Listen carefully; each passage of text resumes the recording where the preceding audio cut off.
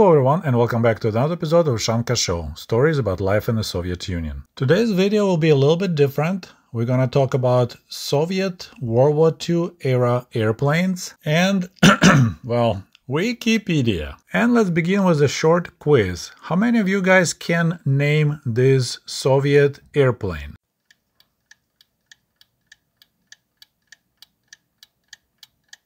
Okay, so if you said, of course, Sergey, this is Tu-2, Tupolev 2 Soviet bomber. Congratulations, you are really good. But if your answer was, well, it looks like it's a Pityakov PE-2 bomber, don't feel bad because that was my answer. In fact, I don't think I ever heard of Tu-2, and if you ask me about dive bombers on the Soviet side during the World War II, my answer will be right away. Well, it's Pityakov PE-2. That was the only dive bomber that I remember in the movies and stories. Last week, someone posted a picture of Tu-2 bomber on Facebook. I follow quite a few groups that discuss aviation, and I grew curious because I said I never heard of Tu-2 before. And of course, if you Google Tupolev Tu-2, it usually will take you right away to Wikipedia. And of course, if you search in English language, you will find English language Wikipedia page. But if you search in Russian, even using Google, not Russian search browser Yandex, you'll find a Russian page. And as you see, Russian page is way more extensive. It's a lot of information, way more pictures, way more details, way more numbers. Article in English is way shorter. You would assume it should be the same, it's just translation from Russian to English, but no, it's not the case. So while reading the Russian article, I stumbled on something really astounding, so I quickly switched to English to see if it has the same information, and it did not. So let's see what the English article says. Tupolev Tu-2, developing names ANT-58 or Airplane 103, NATO reporting name BAT, twin-engine Soviet high-speed daylight frontline bomber used during World War II. Okay, it's designed to challenge German Junkers U-88, and some people were talking that it was inspired by that design because Soviets purchased from Nazi Germany several U-88 bombers, and then Soviet P-2 and Tu-2 appeared. But what the interesting part is actually in design and development. So design and development, in 1937, Andrei Tupolev, along with many Soviet designers at the time, was arrested on trumped-up charges of activities against the state. Despite the action of the Soviet government, he was considered important to the war effort, and following his imprisonment, he was placed in charge of a team that was to design military aircraft. Designed as Samolyot, Russian aircraft 103, Tu-2 was based on earlier ANT-58, a bigger, more powerful ANT-60 powered by M37 engines, blah blah blah, and then I say mass production began in September 1941. Okay, nothing really of interest, it's just he was arrested, then they put him in a prison design bureau called Sharashka, and he designed this beautiful Tupolev Tu-2. Well, a Russian Wikipedia article contains a couple things that quite are astounding. And I don't want to torture you reading Russian text. I know that some of you can read Russian because it's your job to monitor my channel, or for MI6, or for CIA, or for FSB. But for the rest of you guys, let's look at the English translation. And I apologize, it's a quick and dirty Google Translate, but here we go. Development. In the fall of 1938, aircraft designer Andrei Nikolaevich Tupolev, arrested on October 21, 1937 on charges of sabotage, was sent to TSKB 29 of the 4th Department of NKVD. During business trip to USA, according to investigators, he committed actions that undermined the power of the Soviet state. Whatever.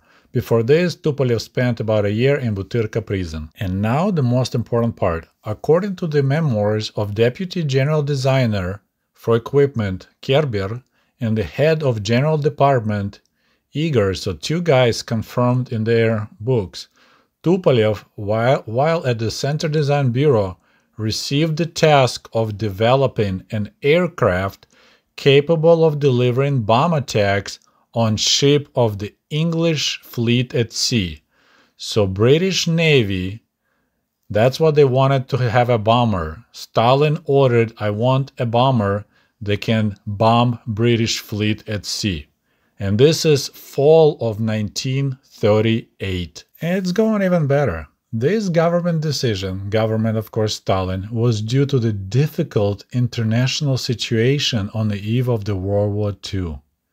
So in the fall of 1938, and I bet you right after Munich Agreement, Stalin, okay, I need something to bomb England.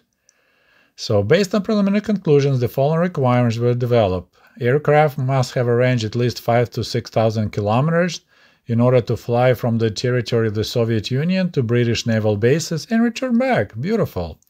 It required a creation of large aircraft, high altitude, bombing, precision, and everything else. So, flight radius to at least the main British naval base of Scapa Flow in the Orkney Island. It was planned to use 4 engines with turbochargers in the plane and install most advanced equipment for flying over the sea in any weather condition, both day and night. Once again, this task was formed in the fall of 1938. Internet is a beautiful thing, so I dug a little bit deeper and I found this. Just before the war, well, not exactly just before the war, it's still fall of 1938, Stalin ordered a heavy 4-engine dive bomber from Beria's department.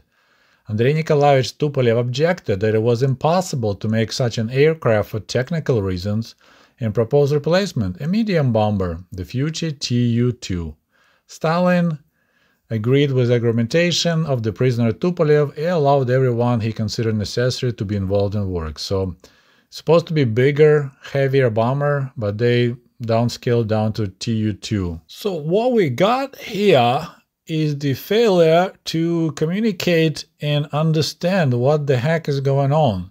I was taught in school, you guys were probably taught same thing, that Stalin was so afraid of Hitler, he was trying to build a coalition of other countries like France and Great Britain so they can stop Hitler and prevent World War II. And at the same time, Comrade Stalin wants a heavy bomber able to reach all the way to United Kingdom, bomb their navy, and safely return home. You know, it's when actions and stories just don't match. And what's really bizarre is that English article about Tu-2 bomber missing all that information. It was never translated or was removed quietly. I'm not sure how the Wikipedia system works. But in this case, I think it would be very important to have in English article same information as the Russian article has. And this story about Stalin's desire to have a bomber that's capable of reaching England remind me another story of totally useless tank BT-7. Light tank BT-7, and BT stands for Bysтрый tank, fast tank, had this unique feature: it could shed its tracks and race on wheels on the highways with the speed up to 50 miles per hour. Now, Soviet Union did not have highways. And by the June of 1941, on the border between Germany and Soviet Union, Stalin gathered 3,243 BT-7s.